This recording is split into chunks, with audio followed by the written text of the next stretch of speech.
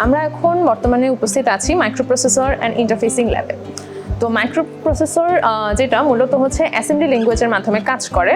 আমরা এই ল্যাবে মূলত স্টুডেন্টদেরকে সেই অ্যাসেম্বলি ল্যাঙ্গুয়েজ নিয়ে দক্ষতাটা প্রথমত শেখাই। তারপর যখন তারা এই অ্যাসেম্বলি ল্যাঙ্গুয়েজে সেই দক্ষতাটা অর্জন করে, তারপরে সেটা কিভাবে এই মাইক্রোপ্রসেসর 8086 এর যে কিটটা আছে সেটার মধ্যে আপলোড করতে হয়, সেটা মেশিন কোডের মাধ্যমে যেভাবে আপলোড করতে হয় সেটা স্টুডেন্টদেরকে শেখানো হয়। এছাড়া এই কিটের মধ্যে এখানে কিছু পেরিফেরাল ডিভাইস আছে, কিছু এক্সটার্নাল ডিভাইস আছে আর কি, সেগুলোর সাথে কিভাবে 8086টাকে ইন্টারফেসিং করানো হয় সেই কাজটাও স্টুডেন্টদেরকে এখানে দেখানো হয়।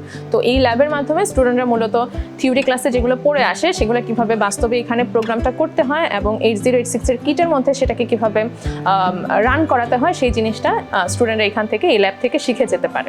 যেহেতু বর্তমান যুগে সবকিছুই কম্পিউটারাইজড হচ্ছে এবং কম্পিউটারের যে সিপিইউতে মাইক্রোপ্রসেসর থাকে, সেই মাইক্রোপ্রসেসরটা সম্পর্কে আমরা যেহেতু বিস্তারিত আমাদের জানা দরকার, তাই মাইক্রোপ্রসেসরের 8086 ভার্সনটাকে আমরা এখানে মূলত এক্সপ্লেন করার চেষ্টা করি এই ল্যাবটাতে। সেটা কোন ল্যাঙ্গুয়েজে কাজ করে এবং সেটা কিভাবে এই কিটের মাধ্যমে দেখানো যতটুকু পসিবল হয় সেটা আমরা স্টুডেন্টদেরকে এই ল্যাবে দেখিয়ে থাকি।